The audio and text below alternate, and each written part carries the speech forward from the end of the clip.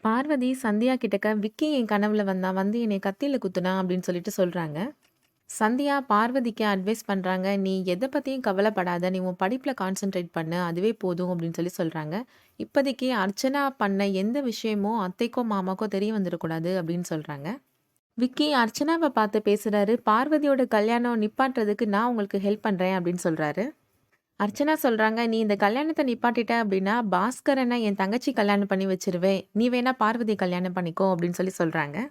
அடுத்ததா அனிதா சந்தியாவ மீட் பண்ணி பேசுறாங்க. "எல்லா தப்புக்கும் காரணம் நான் தான். என்னை மன்னிச்சிரு" அப்டின்னு சொல்லி மன்னிப்பு கேட்குறாங்க.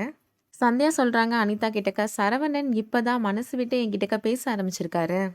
இந்த ஜென்மத்தில என்னோட வாழ்க்கை அவர் கூட தான்" அப்டின்னு சொல்லி சொல்றாங்க. அப்போ அனிதா சொல்றாங்க, "உன்னோட ஐபிஎஸ் கனவ பத்தி சரவணன் கிட்டக்க சொல்லிரு. அவர் கண்டிப்பா உனக்கு சப்போர்ட் பண்ணுவாரு" அப்படின்னு சொல்லி சொல்றாங்க. சந்தியாவும் அனிதா கிட்டக்க சொல்றாங்க, "இத பத்தி நான் சரவணன் கிட்டக்க கண்டிப்பா பேசுறேன்" அப்படின்னு சொல்லி சொல்றாங்க.